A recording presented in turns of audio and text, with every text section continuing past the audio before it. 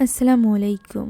ইন্দোনেশিয়ার এক গ্রামে হঠাৎই মানুষেরা বদলে যেতে শুরু করে। প্রত্যেকটি মানুষের কারিন জিন ওই মানুষকে সরিয়ে তার জায়গা দখল করে নেয়।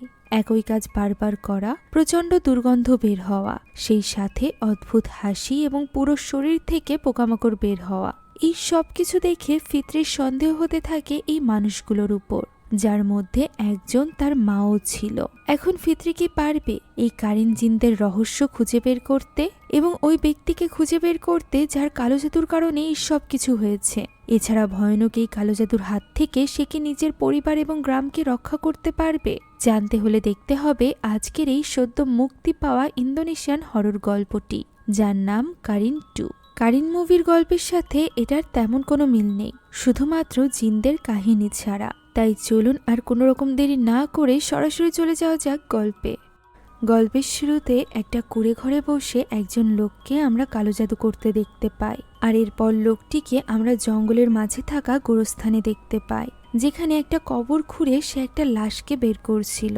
আর এটা গাছের আড়ালে থেকে লুকিয়ে লুকিয়ে দেখছিল জয় নামক একজন ছেলে। লোকটি এখানে ওই লাশের উপর কালো জাদু করছিল। আচমকাই সে ঘুরে তাকায় জয়ের দিকে, যা দেখে জয় ভীষণভাবে ভয় পেয়ে যায় এবং নিচে পড়ে যায়। সে ব্যথায় ছটফট করতে করতে যখন সামনের দিকে তাকায়, তখন সে দেখতে পায় সেখানে ওই লোকটি নেই। তাই তো সে কোনো মতে কষ্ট করে সামনের দিকে এগিয়ে যায় এবং আমরা জানতে পারি যে লাশটিকে কবর থেকে তোলা হয়েছিল সেটা মূলত জয়ের মায়ের লাশ ছিল। মায়ের লাশের এই অবস্থা দেখে তার ভীষণ খারাপ লাগে। সে আর এক মুহূর্ত সেখানে দাঁড়াতে পারে না এবং দ্রুত চলে আসে বাড়িতে। ঘরে ঢুকে সে বিছানায় গিয়ে শুয়ে পড়ে। যখন সে গভীর ঘুমে, তখন তার ঘরে আমরা একজন মেয়েকে প্রবেশ করতে দেখতে পাই। আর এই মহিলা আর কেউ নয় বরং জয়ের মা ছিল। কিন্তু তার লাশ তো একটু আগেই আমরা দেখলাম, আর তার লাশের যে অবস্থা ছিল তাতে স্পষ্ট ছিল যে সে বেশ কিছুদিন আগে মারা গিয়েছে। তাহলে এটা কে? এখান থেকেই শুরু হয় আজকের এই কারিন জিনের গল্প। এখন এই ঘটনার বেশ কিছুদিন আগের দৃশ্য আমরা দেখতে পাই, যেখানে আমরা ফিতরি নামক একজন মেয়েকে দেখতে পাই। সে এক স্কুলের শিক্ষিকা ছিল। তার মা সারি প্যারালাইজড হওয়ার পরই মূলত ফিতরি তার স্থানে এই জবটি পেয়েছিল। অর্থাৎ এর আগে সারি ওই একই স্কুলে একই পদে একজন শিক্ষিকা হিসাবে জব করত। ফিতরির স্বপ্নই ছিল যে সে যেন তার মায়ের মতো একজন সৎ এবং নিষ্ঠাবান শিক্ষিকা হতে পারে। একথা বলে তার মায়ের কাছ থেকে দোয়া নিয়ে ফিতরি রওনা হয়। এখানে ফিতরির একটা ছোট ভাইও ছিল, যার নাম ছিল রিজাল। ফিতরি যে স্কুলে চাকরি পেয়েছে সেই স্কুলের একজন স্টুডেন্টই ছিল রিজাল। গ্রামটি ছোট হওয়ায় ইন্দোনেশিয়ার এই গ্রামে সকলে সকলকে চিনত। এখানে গ্রামের সিকিউরিটি গার্ডও ফিতরিকে অভিনন্দন জানায় প্রথমবার চাকরিতে জয়েন করার জন্য।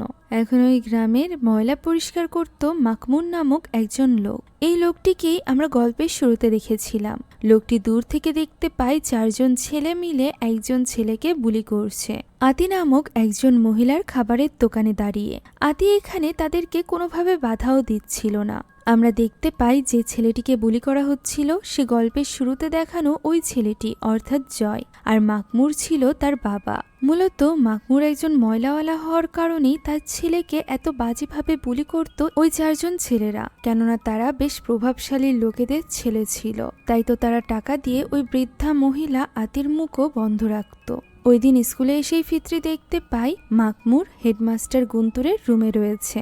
সে এখানে তার ছেলের প্রতি হওয়া অন্যায়ের রিপোর্ট লেখাতে এসেছিল। জয় নিজেও সেখানেই উপস্থিত ছিল। এখানে তাদের কথা থেকে আমরা বুঝতে পারি যে এর আগেও মাকমুর বেশ কয়েকবার রিপোর্ট লিখিয়েছে, তবে এতে কোনো লাভ হয়নি। সে এখানে গুন্তুরকে জয়ের হাতে থাকা ওই চিহ্নগুলো দেখায়। মারের এই দাগগুলো দেখে ফিতরিও অবাক হয়ে যায়। তবে গুন্তুর তো এইসবে একদমই গুরুত্ব দেয় না। একে তো সে মাকমুরকে এড়িয়ে যাচ্ছিল, এর উপর আবার জয়ের গায়ের দাগ দেখে জয়কে বলে তাকে স্ট্রং হতে হবে।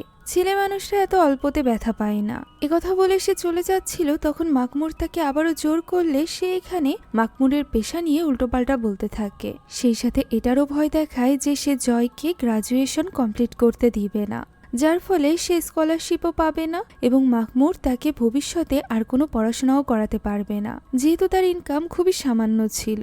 ফলে মাকমুর এখানে কিছুই বলতে পারে না। ফিতরি তার কাছে আসে এবং তাকে সাহায্য করতে চাইলে মাকমুর বলে সে শুধুমাত্র চায় তার ছেলেটি যেন শান্তিতে পড়াশোনা করতে পারে। এই কথা বলে সে সেখান থেকে চলে যায়। তাই তো ফিতরি এবার সরাসরি জয়ের সাথে কথা বলে। সে জয়কে অভয় দেয় যে জয় যা কিছু বলুক না কেন সেটা দ্বিতীয় কান হবে না, সে যেন নির্ভয়ে সবকিছু বলে। তবে জয়ের মতে এতে কোনো লাভ নেই, ফিতরি কিছুই করতে পারবে না। একথা বলে সে বেরিয়ে আসছিল।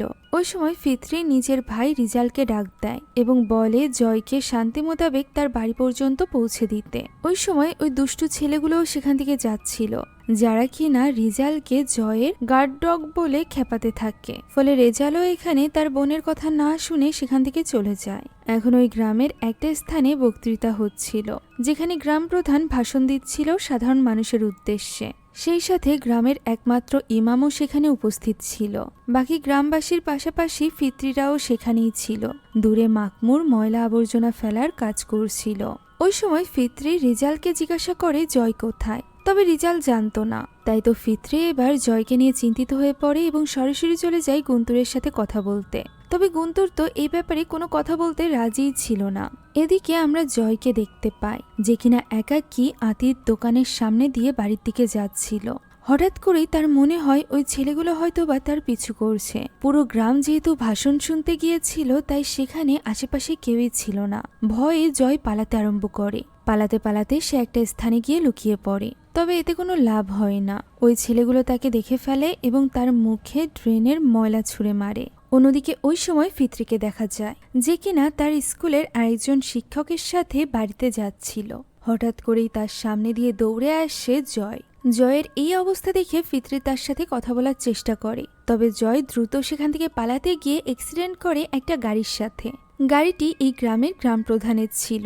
জয় দ্রুত সেখান থেকে চলে যায়। এদিকে ফিতরি লক্ষ্য করে যেখান থেকে জয় দৌড়ে এসেছে সেখান থেকে ওই ছেলেগুলো বের হচ্ছে এবং তাদের হাতে ড্রেনের ওই ময়লা, যা সে জয়ের মুখে দেখেছিল। ফলে সে বুঝতে পারে এই ছেলেগুলোই খুব বাজেভাবে জয়কে বুলি করছে, অর্থাৎ মাকমুর ঠিকই বলেছিল।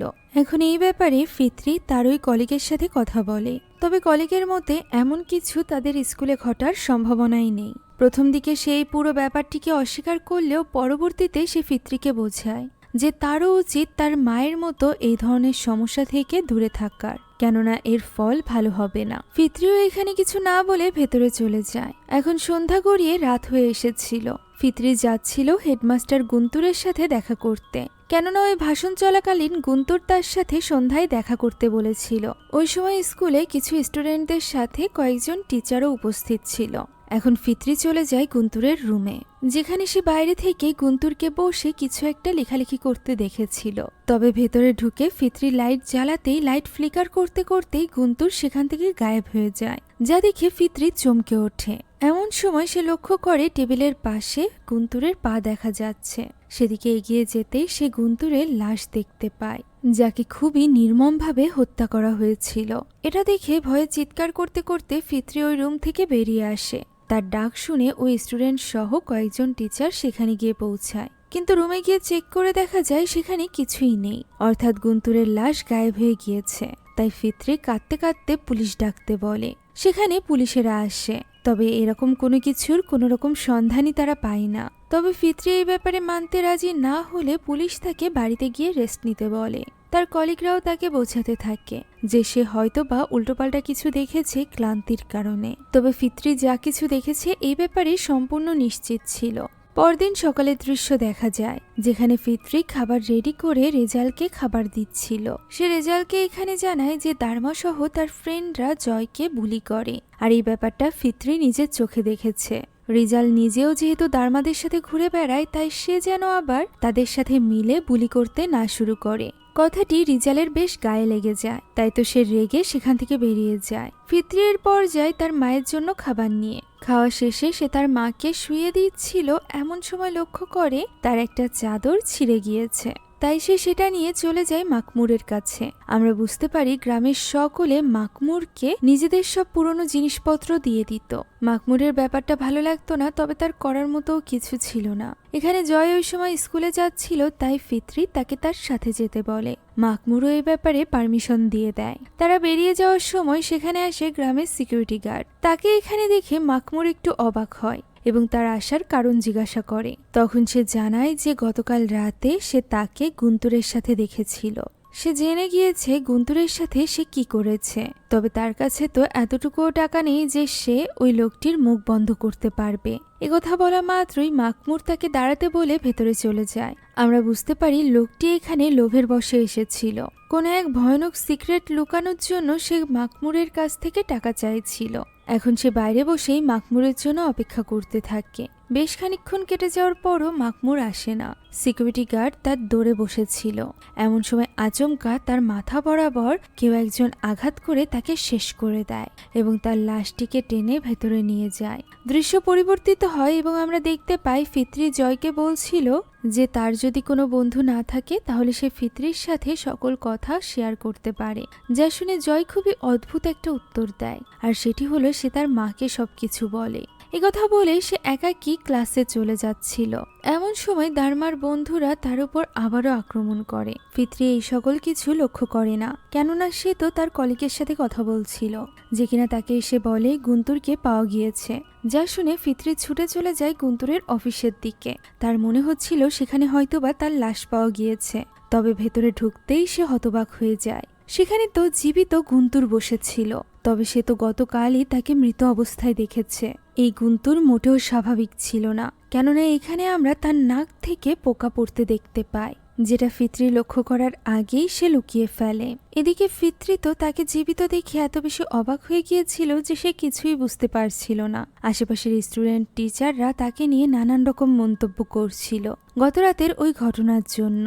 এখন ক্লাস শেষে ফিতরি যখন বাড়ি ফিরছিল তখন সে সিকিউরিটি গার্ডকে দেখতে পায়। যেহেতু এই সিকিউরিটি গার্ড বেশিরভাগ সময়ই গুন্তুরের সাথে থাকতো, তাই তো সে এখানে সিকিউরিটি গার্ডের কাছে প্রশ্ন করে গতকাল গুন্তুরের ব্যাপারে। তবে সিকিউরিটি গার্ড এখানে কোনো কথারই জবাব দেয় না। তার শরীর থেকে খুব বিচ্ছিরি একটা দুর্গন্ধ পায় ফিতরি। এমন সময় হঠাৎই সে লক্ষ্য করে সিকিউরিটি গার্ড পিছ থেকে আসছে, অথচ সে তো এই মাত্রই তাকে সামনে চলে যেতে দেখলো। ফলে সে বুঝতে পারে এই গ্রামে কোনো কিছু অস্বাভাবিক ঘটছে। আমরা তো জানি সিকিউরিটি গার্ডকে অলরেডি মেরে ফেলেছিল মাকমুর। এখন দৃশ্য চলে যায় স্কুলে। সেখানে পিটি ক্লাস চলছিল। ক্লাস চলাকালীনও সেখানে থাকা টিচারের সামনেই ওই চারজন মিলে বুলি করতে থাকে জয়কে। এখন সেখানে ফিতরি আসে এবং টিচারের হাতে একটা নামের লিস্ট দিয়ে দেয় এবং এই স্টুডেন্টদের তার রুমে পাঠাতে বলে। দেখা যায় রিজালের ওই 4 বন্ধুকেই ডেকে পাঠিয়েছিল ফিতরি, রিজাল সহ।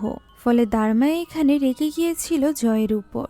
আমরা দেখতে পাই এই 4 জন ছেলের সাহস এত বেশি ছিল যে তারা ফিতরির সাথেও বেশ উল্টোপাল্টা ব্যবহার করছিল, আজে বাজে মন্তব্য করছিল, যেন তাদের কোনো রকম ভয়ই নেই। বিশেষ করে দারমার, কেননা সে এই গ্রামের প্রধানের ছেলে ছিল। শুধুমাত্র তাই নয়, তাদের সাথে এই গ্রামের ইমামের ছেলেও ছিল, তার পাওয়ারও অনেক বেশি। এছাড়া রিজালও চুপ ছিল, তাই তো প্রমাণ ব্যতীত সে তাদেরকে কিছুই বলতে পারে না। যাওয়ার সময় দারমা বলে যায় রিজালের মা থাকতেই ব্যাপারটা ভালো ছিল, তার বোন একদমই মজা বোঝে না।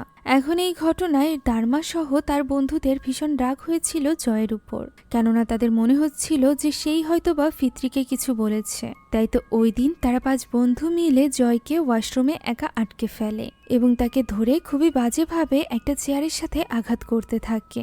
সে চিৎকার করে তাদেরকে মরে যেতে বলছিল, তবে কিছুই করার ছিল না, কেননা তাদের মধ্যে একমাত্র রিজালই ছিল যে কিনা এইসব কিছু করছিল না। তবে তার সাহসও ছিল না তাদেরকে আটকানোর। এক পর্যায়ে এই সব কিছু সহ্যের সীমার বাইরে চলে যায়।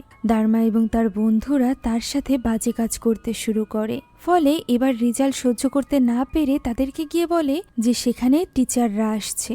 যা শুনে দারমা এবার তার উপর রেগে যায়, কেননা সে রিজালের মিথ্যা ধরে ফেলেছিল। তাই তো সে তাকে হুমকি দিতে থাকে তার বোনকে নিয়ে, যে একই কাজ সে ফিতরির সাথে করবে। ফলে রিজালেরও আর কিছু করার থাকে না। জয় এই ঘটনায় অনেক বেশি ভেঙে পড়েছিল। বাড়িতে ফিরে সে যখন তার কাপড় পরিষ্কার করছিল তখন এই অবস্থা দেখে মাকমুর সব বুঝতে পারে। সে জয়ের সাথে কথা বলতে চাইছিল, তবে জয় তো তার বাবার সাথে কোনো কিছু শেয়ার করতে রাজিই ছিল না। সে তো তার মাকে ভীষণভাবে মিস করত।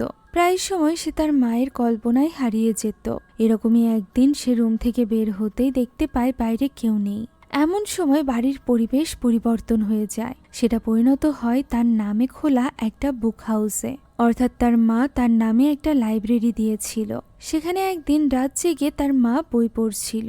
এক সময় সে ঘুমিয়ে পড়ে, আর ঠিক তখনই তার হাতের ধাক্কা লেগে ল্যাম্পটি নিচে পড়ে গিয়ে চারিদিকে আগুন ধরে যায়। আর এই আগুনে পুড়েই জয়ের মা মারা যায়। এই সব কিছু জয় বাইরে থেকে দেখেছিল। তখন সে অনেকটা ছোট ছিল। বর্তমান সময়েও এই সব কিছু যেন তার স্বপ্নে তার সামনেই ঘটছিল। এমন সময় চমকে গিয়ে তার ঘুম ভেঙে যায়। আমরা দেখতে পাই তার বাড়িতে ফিতরি এসেছিল মাকমুরের খোঁজে, তবে অনেক ডাকার পরও সে তাকে কোথাও পায় না।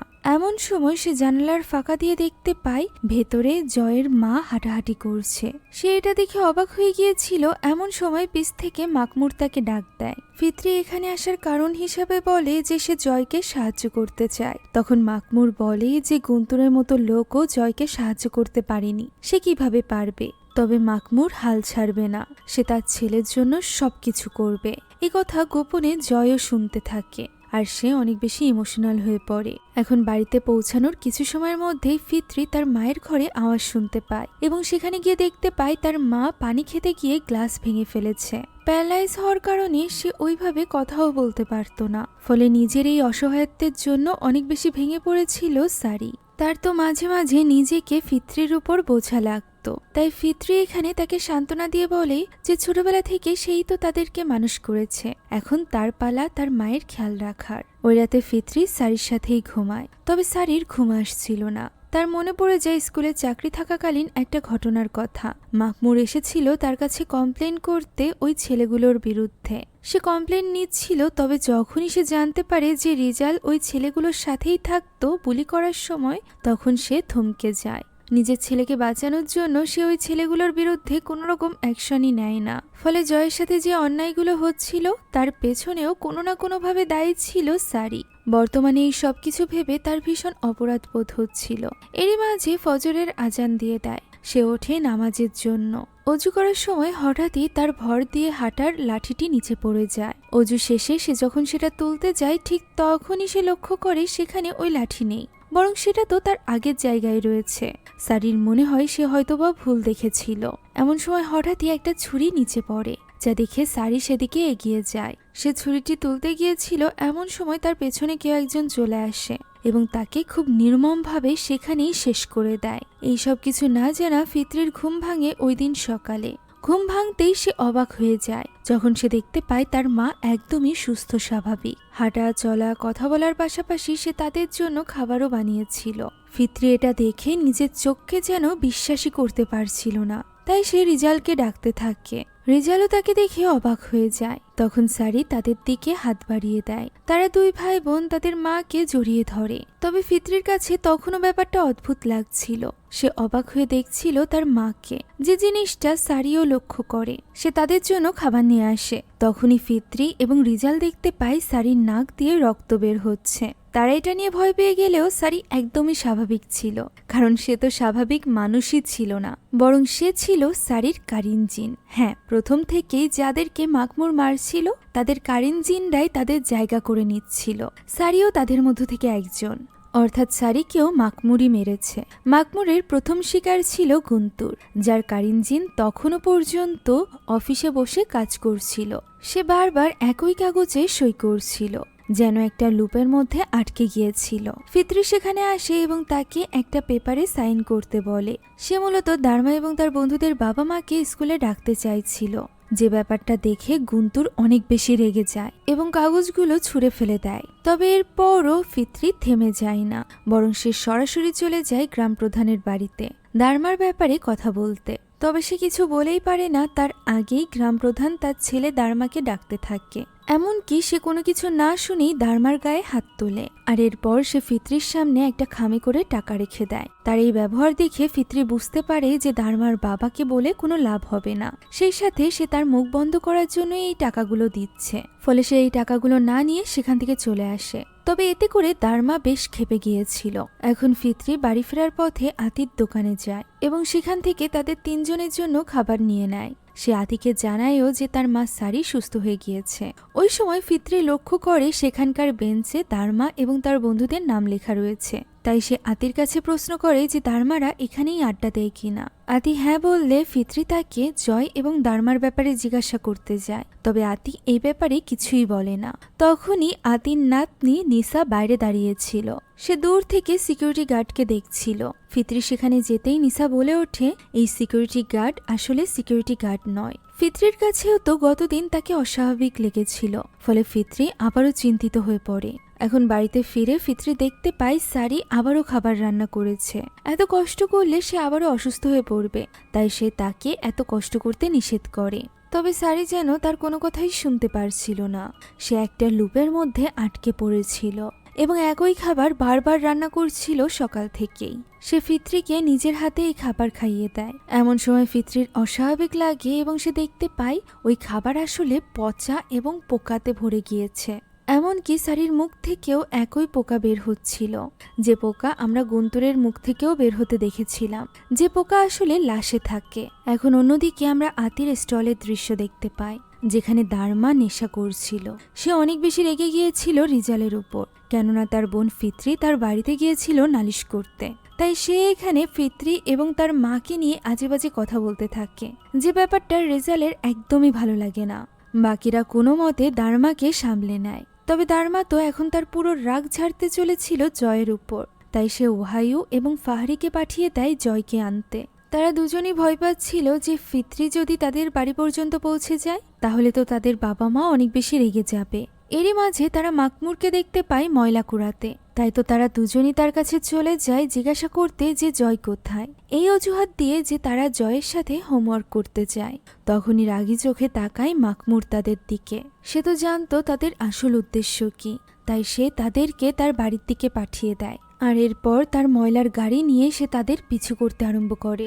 ঢালু জায়গায় এইভাবে ময়লার গাড়ি পিছে আসতে দেখে তারা একটু অবাক হয়। তবে তারা নেশাগ্রস্ত ছিল, যে কারণে তারা প্রথমে এই ব্যাপারে গুরুত্ব দেয় না। তবে এর মাঝেই হঠাৎ করে তাদের উপর আক্রমণ করে মাকমুর। সে প্রথমে তাদেরকে ধাক্কা দিয়ে ফেলে দেয়, আর এরপর খুবই নির্মমভাবে একে একে হত্যা করে। হত্যা শেষে সে তাদের লাশ নিয়ে চলে যায় তার বাড়িতে এবং সেখানে গিয়ে শুরু করে দেয় তার কালো জাদু। এভাবেই সে এক একজনকে খুন করে তাদের পুতুল বানিয়ে তাদের কারিনজিনকে ডাকছিল তাদের জায়গা নেওয়ার জন্য। এমন সময় হঠাৎ করে তার কালো জাদু দুর্বল হয়ে পড়ে। আমরা দেখতে পাই নামাজ পড়ছিল ফিত্রি এবং মহান আল্লাহ তাআলার কাছে সাহায্য চাইছিল তার মায়ের জন্য। ঠিক তখনই মাকমুরের সামনে থাকা সারির পুতুলটি হাওয়ায় ভাসতে আরম্ভ করে এবং তার কোলের কাছে এসে পড়ে। ফলে মাকমুর ঘাবড়ে যায়, সেই সাথে ঘাবড়ে যায় ফিত্রিও। যখন সে নিজের পেছনে তার মাকে দেখতে পায় নামাজের খিমার পড়া অবস্থায়, সে তার মায়ের কোলে মাথা রেখে কাঁদতে আরম্ভ করে এবং বলতে থাকে তার কেন জানি খুব ভয় লাগছে যে তার মায়ের সাথেই কোনো খারাপ কিছু হতে চলেছে। তার মা তখন বলে যে মহান আল্লাহ তাআলার উপর ভরসা রাখতে। ফলে আমরা বুঝতে পারি এটা কোনো অপশক্তি ছিল না, হতে পারে ফিত্রির আসল মা। এখন এদিকে অনেক রাত হয়ে গিয়েছিল। দারমারা তখনও যাচ্ছে না দেখে আতি তাদেরকে বাড়ি চলে যেতে বলে। তবে দারমা তার মুখ বন্ধ করে দেয় টাকা দিয়ে। যা পেয়ে আতি আর কিছু না বলে ভেতরে চলে যায়। এরই মাঝে সেখানে চলে আসে ফাহরি এবং ওয়াহাইউ, বা বলা যায় তাদের কারিনজিন। দারমা রেগে মেগে জিজ্ঞাসা করে যে তারা কোথায় ছিল, জয়ও বা কোথায়। তবে তারা কোনো রকম কথার কোনো উত্তর দিচ্ছিল না, যা দেখে দারমা রেগে যায় এবং বলে তাদের শরীর থেকে পচা লাশের গন্ধ বের হচ্ছে। আগামীকাল সকালে স্কুলে গিয়ে তারা জয়কে দেখে নিবে। একথা বলে দারমা সেখান থেকে চলে যায়। রিজালও বাড়িতে ফিরে আসে, যেখানে তার মা তার জন্য খাবার নিয়ে অপেক্ষা করছিল। রিজাল তার সামনে গিয়ে বসে এবং তার কাছে ক্ষমা চায় একজন ভালো সন্তান না হতে পারার জন্য। সে তার বড় বোনকে নিয়েও দুঃখ প্রকাশ করে। তবে এই সকল ইমোশনাল কথাবার্তা যেন সারির মনে দাগই কাটে না। সে আবারও একই কথা রিপিট করে খাবার খেয়ে নেওয়ার জন্য। আর এরপর সে অদ্ভুতভাবে নিজেই খেতে আরম্ভ করে, যা দেখে রিজাল বেশ ভয় পেয়ে যায়। এদিকে ওই একই রাতে একা একা বাড়ি ফিরে যাচ্ছিল জাকি, তবে অতিরিক্ত মদ পান করার জন্য তার শরীর খারাপ হতে শুরু করে। ঠিক তখনই সেখানে চলে আসে মাকমুর। সে জাকির উপর হামলা করে এবং তাকেও নির্মমভাবে শেষ করে দেয়। তবে এতেও হত্যাযজ্ঞের এই রাত শেষ হয় না। আমরা আতির বাড়ির দৃশ্য দেখতে পাই, যেখানে আতি কিছু শব্দ শুনতে পায় এবং সেদিকে এগিয়ে যায়। ওই সময় ফজরের আজান দিচ্ছিল। হঠাৎ করেই তার সামনে চলে আসে মাকমুর। আতি তার হাত থেকে বাঁচার জন্য আপ্রাণ চেষ্টা করতে থাকে, তবে শেষমেশ মাকমুর তাকে ঠিকই মেরে দেয়। ওই সময় ফিত্রি ফজরের নামাজের জন্য বের হয়েছিল। হঠাৎই সে জানালা দিয়ে আতির এই অবস্থা দেখতে পায়। যদিও সে খুনির চেহারা দেখে না, তবে খুনি তাকে দেখে ফেলে, ফলে সে সেখান থেকে গায়েব হয়ে যায়। আতি তখনও পর্যন্ত ছটফট করছিল। ফিত্রি তাকে সাহায্য করতে চাইছিল, তবে ভেতরে ঢুকতে পারে না, যে কারণে সে সাহায্যের জন্য মানুষের দরজায় কড়া নাড়তে থাকে। তবে খুনের কথা শোনা মাত্রই কেউই আর সাহায্য করতে চায় না। এরই মাঝে সে কিছু আওয়াজ শুনে সেদিকে দৌড়ে যেতেই দেখতে পায় মাকমুর ময়লা তুলছে, ফলে সে এবার মাকমুরের সাহায্য চায়। বেচারি ফিত্রি তো জানতোই না যে এই সব কিছুর পেছনে আসলে মাকমুরই রয়েছে। মাকমুরও এখানে নাটক করতে করতে তার সাথে চলে আসে আতির বাড়িতে। তবে ফিত্রি যেখানে আতিকে দেখেছিল সেখানে সে ছিল না, যা দেখে ফিত্রি একটু অবাক হয়। এমন সময় তাকে আরো অবাক করে আতির সামনে দিয়ে একদম স্বাভাবিকভাবে হেঁটে আসে, যার মুখে কোনো এক্সপ্রেশন ছিল না। ফিত্রি তার সাথে কথা বলার চেষ্টাও করে, তবে সে কোনো কথার উত্তরও দিচ্ছিল না। এরই মাঝে তার নাতনি নিসা দৌড়ে আসে এবং কাঁদতে কাঁদতে বলতে থাকে এটা তার নানি না, এটা তার নানি না। তবে আতি তার দিকে এগিয়ে যায় এবং তাকে জড়িয়ে ধরে। এটা দেখে মাকমুর সেখান থেকে বেরিয়ে আসে। পিছে পিছে ফিত্রিও বেরিয়ে আসে। সে মাকমুরকে সবকিছু খুলে বলতে চায়। সে বলতে থাকে গ্রামবাসীরা তাকে কেন সাহায্য করছে না। তখন উত্তরে মাকমুর বলে যখন এই গ্রামে অন্যায় কিছু হয় তখন গ্রামবাসীরা চুপ থাকে, চোখ সরিয়ে নেয়, অন্যায়কে তারা প্রশ্রয় দেয়। সে ফিত্রিকে প্রশ্ন করে যে সে ওই খুনিকে দেখেছিল কিনা। ফিত্রি না বললে সে ফিত্রিকে চুপ থাকতে বলে, তা না হলে গ্রামবাসী তাকে পাগল ভাববে। একথা শুনে ফিত্রি সেখান থেকে চলে যায়। সকাল হয়ে যায় এবং ফিত্রি আর রিজালের জন্য সারি আবারও ওই একই খাবার রান্না করে নিয়ে আসে, যা দেখে ফিত্রি এবার রিজালের সাথে এই ব্যাপারে কথা বলতে চায়। তবে এতে করে সারি রেগে যায় এবং তাদেরকে খাবার খেতে বলে। অন্যদিকে ওই সময় আমরা স্কুলের দৃশ্য দেখতে পাই, যেখানে ফিত্রির কলিগ এসেছিল গুন্তরের সাথে দেখা করতে। সেখান থেকে খুবই দুর্গন্ধ বের হচ্ছিল, যেটা কোথা থেকে আসছে দেখতে গিয়ে তার হাত থেকে কিছু জিনিস পড়ে যায়। সেগুলো নেওয়ার জন্য সে নিচে ঝুঁকতেই হতবাক হয়ে যায়। গুন্তরের পা কোনো পচা গলা লাশের পায়ের মতো দেখতে ছিল, ফলে সে ঘাবড়ে যায় এবং সেখান থেকে উঠে দ্রুত যেতে যায়। তখনই গুন্তুর কলম ছুঁড়ে মারে এবং তাকে বলে সেটা তুলে দিতে। তবে টিচার এত বেশি ভয় পেয়ে গিয়েছিল যে সে দৌড়ে সেখান থেকে পালিয়ে যায়। অন্যদিকে ফিত্রি দেখা করেছিল গ্রামের ইমামের সাথে। সে তার অভিজ্ঞতা অনুযায়ী ইমামের কাছে জিনের ব্যাপারে জিজ্ঞাসা করে। তখন ওস্তাদ তাকে কারিন জিনের ব্যাপারে বলে। প্রত্যেক মানুষের সাথেই তার যমজ এক কারিন জিন তৈরি করেছে মহান আল্লাহ তাআলা। ওই ব্যক্তির মৃত্যুর পর কালো জাদুর মাধ্যমে হয়তোবা ওই জিনকে ডাকা যেতে পারে। তবে এই ব্যাপারে ওস্তাদ নিজেও নিশ্চিত ছিল না। সে ফিত্রিকে মহান আল্লাহ তাআলার উপর ভরসা রাখতে বলে, কেননা জিনদের দুনিয়ার সম্পর্কে আমাদের ধারণা খুবই কম। এদিকে স্কুলে দার্মা এবার জয়কে একা পেয়ে যায়, যেমনটি সে চাইছিল। সে তাকে আঘাত করতে থাকে আর এরপর তাকে জোর করে ময়লার ভেতরে দিতে যায়। তখনই জয় ঘুরে তাকিয়ে বলে এবার পালা তার, যা শুনে দার্মা তাকে আঘাত করে তার 3 বন্ধুকেও জয়ের উপর হামলা করতে বলে। তবে সে তো জানতোই না যে এরা তার 3 বন্ধু নয়, বরং মাকমুরের পাঠানো তাদের 3 কারিন জিন। তারা এখানে উল্টে দার্মাকেই মারতে চায়, যা শুনে দার্মা রাগের মাথায় চলে যেতে গেলেই হতবাক হয়ে যায়, কেননা 2 দিক থেকেই তার 3 বন্ধু তার দিকে এগিয়ে আসছিল। তারা 3 জন 6 জনে পরিণত হয়ে তার উপর হামলা করে। ঠিক তখনই তার হুঁশ ফেরে রিজালের ডাকে। সে বুঝতে পারছিল না যে এইমাত্র সে কি দেখলো। অন্যদিকে ফিত্রি আতির দোকানের সামনে দিয়ে যাচ্ছিল। তখনই সে দেখতে পায় আতিও ঠিক তার মায়ের মতো একই কাজ বারবার করছে, যা দেখে ঘাবড়ে গিয়ে নিসা এক কর্নারে বসে কাঁদছে। ফলে এবার ফিত্রি সত্যিই চিন্তিত হয়ে পড়ে। সে তখনই ফিরে যায় আবারও ইমাম অর্থাৎ ওস্তাদের কাছে। সে ওস্তাদের কাছে গিয়ে এবার সবটা খুলে বলে।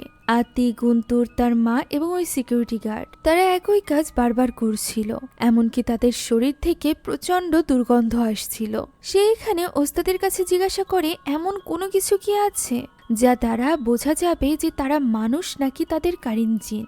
ওস্তাদ তখন ভেতরে চলে যায় এবং একটা আয়াত লেখা কাগজ নিয়ে আসে এবং সেটা সে ফিত্রিকে দিয়ে বলে, এটা পড়লে বোঝা যাবে যে সামনের মানুষটি আদৌ মানুষ নাকি কারিন জিন। ফিত্রি জিজ্ঞাসা করে যে যদি সে কারিন জিন হয় তাহলে ওই ব্যক্তির মানুষ রূপ কোথায়। এই কথার কোনো উত্তর দেওয়ার আগেই সেখানে চলে আসে ওস্তাদের ছেলে ওহাইও। ওস্তাদ তাকে প্রশ্ন করলেও সে কোনো জবাব না দিয়ে ভেতরে চলে যায়। ব্যস্ত থাকার কারণে ফিত্রিও সেখান থেকে বেরিয়ে যায়। এখন ওই রাতে নামাজের দৃশ্য দেখা যায়, যেখানে নামাজ শেষ হতেই গ্রামের সকলে আর ওইখানে এক মুহূর্ত থাকতে পারে না, কেননা প্রচন্ড দুর্গন্ধ আসছিল ওহাইওর গা থেকে। এই গন্ধ ওস্তাদও পায়, তাই সে ওহাইওকে ডাকে, তবে সে কোনো সাড়া দেয় না। ফলে ওস্তাদের মনে সন্দেহ জাগে এবং সে ওই আয়াতটি পড়তে আরম্ভ করে। এটা পড়ার মাত্রই ওহাইওর কারিন জিনের আসল রূপ ফুটে ওঠে, যা বুঝতে পেরে ওস্তাদ অলরেডি ভয় পেয়ে গিয়েছিল। এমন সময় ওই কারিন জিন তার পিছে চলে আসে এবং কাঁদতে কাঁদতে তার নাম ধরে ডাক দেয়। ফলে ওস্তাদ এবার ভীষণ ভয় পেয়ে যায়। তবে সে মসজিদ থেকে বের হয়ে কিছু করবে তার আগেই তার উপর হামলা করে মাকমুর এবং তাকেও সে শেষ করে দেয়। দৃশ্য পরিবর্তিত হয় এবং আমরা দেখতে পাই ফিত্রি নামাজ পড়ছিল। নামাজ শেষ করতেই সে আবারও তার মায়ের ডাক শুনতে পায়, যে কিনা তাকে খাওয়ার জন্য ডাকছিল। ফলে ফিত্রি এবার সাহস করে এবং এগিয়ে যায় রান্নাঘরের দিকে। তবে রান্নাঘরে যেতেই সে পিছ থেকে ডাক শুনতে পায়। ডাইনিং টেবিলের কাছে দাঁড়িয়েছিল তার মা। এবার ফিত্রি সাহস করে ওই আয়াতটি পড়তে আরম্ভ করে। সাথে সাথে সারির কারিন জিনের কিছু একটা হয়ে যায়। লাইট ফ্লিকার করতে থাকে, সে এক একবার গায়েব হতে থাকে। সে এগিয়ে আসে ফিত্রির সামনে। তখনই ফিত্রি ওই কারিন জিনের আসল রূপ দেখতে পায় এবং ঘাবড়ে গিয়ে সেখান থেকে পালানোর চেষ্টা করতে থাকে, কিন্তু দরজাটি লক হয়ে গিয়েছিল এবং তার মায়ের ভয়ানক হাসি শোনা যাচ্ছিল। এরই মাঝে সেখানে চলে আসে রিজাল। সে এবার রিজালকে সবটা খুলে বলার চেষ্টা করে। এরই মাঝে আবার ভেতর থেকে সারি রিজালকে ডাক দেয়, যা শুনে রিজাল এগিয়ে যায় তার মায়ের কাছে। তার মা নিচে বসে ভাঙা প্লেট উঠাচ্ছিল। ফিত্রি মানা করা সত্ত্বেও রিজাল তার দিকে এগিয়ে যায়। তখনই সারির কারিন জিনের আসল রূপ দেখা যায়। সে এখানে রিজালের উপর হামলা করে। ফিত্রি কোনো মতে তার হাত থেকে রিজালকে বাঁচিয়ে সেখান থেকে দুই ভাই বোন পালাতে আরম্ভ করে। ফিত্রি রিজালকে সবটা খুলে বলেছিল। এবার তারা একে একে সকলের কাছে যায়। প্রথমে সিকিউরিটি গার্ডের কাছে গিয়ে ওই আয়াত পড়ে, যার ফলে তার মৃত্যুর সময়ের রূপ দেখা যায়। এরপর যায় আতির সামনে এবং ওই আয়াত পড়া মাত্রই তারও ভয়ানক রূপ তাদের সামনে চলে আসে। ফলে এবার তারা ঘাবড়ে গিয়ে সাহায্যের জন্য চলে যায় ওস্তাদের কাছে। অনেক ডাকাডাকির পরও ওস্তাদ দরজা খুলে না। তখন পাশেই ওস্তাদকে দেখতে পেয়ে ফিত্রি তার দিকে এগিয়ে যায় এবং রেজাল্ট চলে যায় ওহাইওর কাছে। ফিত্রি দুর্গন্ধ পাওয়া মাত্রই তার সন্দেহ হয়, তাই সে ওই আয়াতটি পড়তে আরম্ভ করে। সাথে সাথে ওস্তাদের কারিন জিন তার সামনে চলে আসে। অন্যদিকে ওহাইওকে ডাকতেই তারও আসল রূপ চলে আসে রিজালের সামনে। ফলে তারা দুই ভাই বোনই বুঝতে পারে যে এবার তাদের সাহায্য করার মতো এই গ্রামে আর একজনই আছে, আর সেটা হলো গ্রাম প্রধান। যদিও রিজালের মনে হচ্ছিল যে সেখানে গিয়ে কোনো লাভ হবে না, তবুও ফিত্রি শেষ চেষ্টা করতে চাইছিল। তাই তো সে গ্রাম প্রধানের কাছে গিয়ে সবটা খুলে বলে, যা শুনে সেখানে থাকা দারমা হাসতে শুরু করে। তার মনে হচ্ছিল ফিত্রি পাগল হয়ে গিয়েছে। যখন রিজাল তাকে বোঝানোর চেষ্টা করে তখন সে রিজালের মা এবং বোনকে নিয়ে উল্টোপাল্টা বলতে আরম্ভ করে। ফলে রিজাল এবার রেগে যায় এবং দারমার উপর হাত তোলে। দারমাও এখানে রিজালকে আঘাত করতে থাকে। ফলে এবার গ্রাম প্রধান আরো বেশি চটে যায় দুই ভাই বোনের উপর। তাদেরকে ঘাড় ধাক্কা দিয়ে বাড়ি থেকে বের করে দেওয়া হয়। ফিত্রি এবং রেজাল বুঝতে পারছিল না যে যাদেরকে এই কারিন জিনে পরিণত করা হয়েছে তারা সকলেই একই সূত্রে বাঁধা কিনা। সকলের নাম নিতেই রিজালের মাথায় আসে জয়ের কথা, কেননা তারা প্রত্যেকে জয়ের প্রতি হওয়া সকল অন্যায়ের সাথে কোনো না কোনোভাবে জড়িত ছিল। ফলে ফিত্রি এবার রিজালের উপরও রেগে যায়, কেননা সেও এই সব কিছুকে প্রশ্রয় দিয়ে গিয়েছে, সবকিছুর সাথেই জড়িত ছিল প্রথম থেকে। সে রিজালকে নিয়ে সরাসরি চলে যায় জয়ের বাড়িতে এবং তাকে ডাকতে থাকে। জয় দরজা খুলতেই সামনে রিজালকে দেখে দরজা বন্ধ করতে চাইছিল, তবে ফিত্রি তাকে বলে রিজাল তার কাছে ক্ষমা চাইতে এসেছে। রিজালও এখানে জয়ের কাছে ক্ষমা চাইতে থাকে। আর এরপর ফিত্রি তার কাছে জানতে চায় গুন্তুর, আতি, সে সাথে তার মায়ের সাথে কি হয়েছে। উত্তরে জয় এখানে নিজের মায়ের কথা বলে। ফিত্রি জিজ্ঞাসা করে তার মা কোথায়। জয় উত্তরে বলে তার বাবা তার মাকে ফিরিয়ে এনেছে, সে তাকে প্রায়ই একটা ঘরে বন্ধ করে রাখে। এই কথা বলে জয় তাদেরকে নিয়ে যায় ওই ঘরে। তালা বন্ধ করা এই ঘরের তালা খুলে তারা ভেতরে প্রবেশ করে এবং দেখতে পায় সেখানে অসংখ্য কালো জাদুর জিনিস। এমনকি সেখানে রিজালের নামেরও পুতুল ছিল, অর্থাৎ মাকমুর রিজালকেও মারতে চলেছিল। এটা বুঝতে পেরে ফিতরি অনেক ঘাবড়ে যায়। এমন সময় তাদের সামনে চলে আসে জয়ের মা। তাকে দেখে জয় কাঁদতে থাকে। তখন ফিতরি তাকে বোঝানোর চেষ্টা করে যে এটা তার মা না।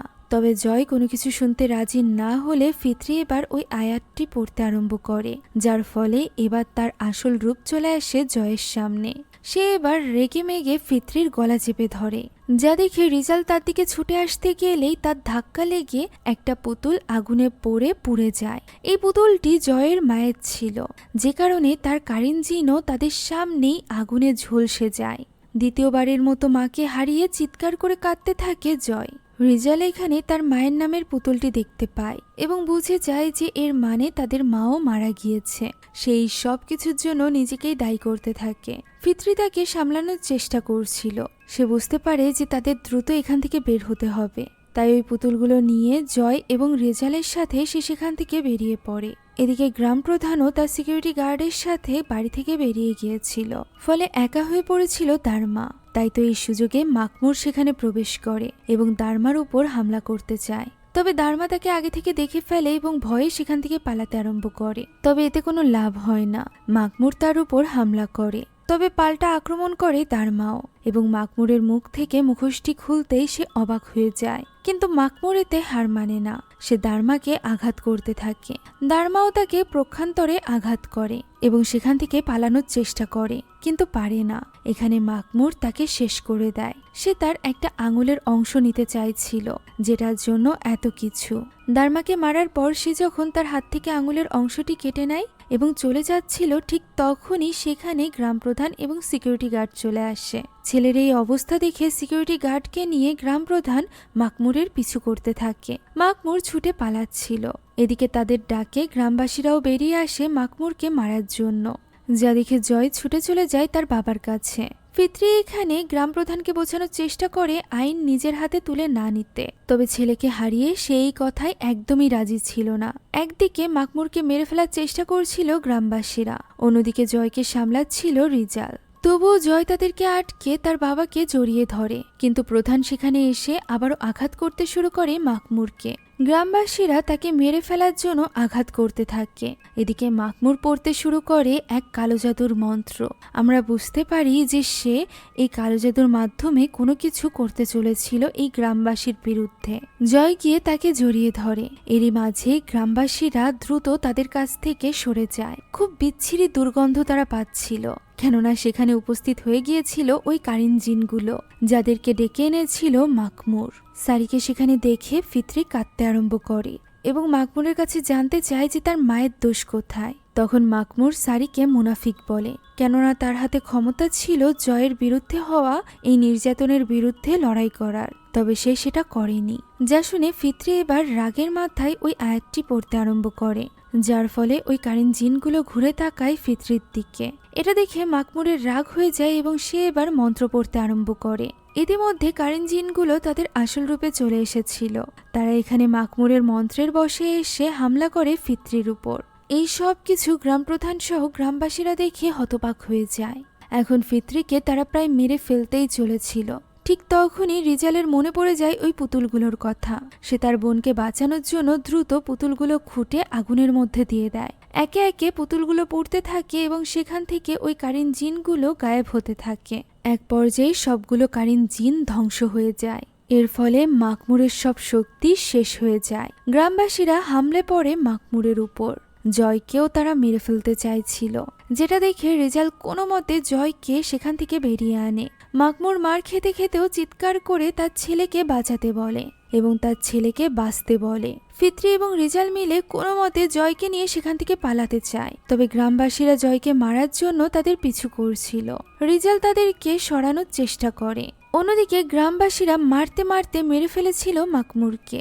এদিকে সকাল হতে হতে জয়কে গ্রামের শেষ প্রান্তে নিয়ে এসেছিল ফিতরি। সে তাকে এই গ্রাম থেকে যত দূর সম্ভব চলে যেতে বলে, সেই সাথে একটা ভালো জীবন গড়তে বলে, সৎ পথে পুরো জীবন কাটাতে বলে। সে নিজে এখন যেতে চলেছিল রিজালকে সাহায্য করতে। জয়ও এখানে ফিতরির কথা শুনে এই নোংরা গ্রাম থেকে অনেক দূরে চলে যায়। দৃশ্য পরিবর্তিত হয় এবং আমরা দেখতে পাই একে একে সবগুলো লাশ উদ্ধার করা হয় ময়লার স্তূপ থেকে। গ্রামের ময়লা আবর্জনার পাশাপাশি মানুষের যে ময়লা আবর্জনা ছিল, কালো জাদুর মাধ্যমে সেগুলোকেও পরিষ্কার করতে নেমেছিল মাকমুর। সে অন্যায়কারীদের শাস্তি দিয়েছে ঠিকই, তবে তার বেছে নেওয়া পথ একদমই ঠিক ছিল না। এখানে গ্রামের সকলে নিজ নিজ প্রিয়জনদের হারিয়ে ভীষণ কষ্ট পাচ্ছিল। ফিতরি এবং রিজালের সামনেও তাদের মায়ের লাশ নিয়ে আসা হয়। তারা দুই ভাই বোনও কাঁদতে থাকে, তবে তারা জীবনে হার মানে না। আমরা দেখতে পাই রিজাল তার গ্রাজুয়েশন ঠিকই কমপ্লিট করেছিল এবং এই ব্যাপারটা নিয়ে ফিতরি ভীষণ খুশি ছিল। তারা দুই ভাই বোনই অতীতের সব খারাপ স্মৃতি ভুলে সামনে এগোনোর চেষ্টা করছিল। তবে সুদূর দূরে কোনো এক জঙ্গলের মাঝে তখনও বেঁচে ছিল জয়, যে কিনা এবার মাকমুরের কবরের কাছে এসে কালো জাদু করতে আরম্ভ করে এবং জাগিয়ে তোলে তার কারিন জিনকে। আর এরই সাথে শেষ হয়ে যায় এই ভয়ঙ্কর গল্পটি আপনাদের কাছে কেমন লেগেছে? আমার কাছে কারিন 2 এর থেকে কারিন 1 এর গল্প আরো অনেক বেশি ভালো লেগেছিল। সেখানে এক মেয়েদের মাদ্রাসার গল্প তুলে ধরা হয়েছিল আমাদের সামনে। তাই যারা যারা ওই গল্পটি এখনো দেখেননি, তারা ডেসক্রিপশন বক্সে দেওয়া লিংক থেকে গল্পটি দেখে নিতে পারেন। আশা করছি আপনাদের কাছে গল্পটি ভালো লাগবে। এছাড়া আমাদের যে কোনো ভিডিওর আপডেট পেতে এখনই জয়েন করুন আমাদের হোয়াটসঅ্যাপ চ্যানেলে। লিংক ডেসক্রিপশন বক্সে পেয়ে যাবেন। Thank you so much for watching this video. আল্লাহ হাফেজ।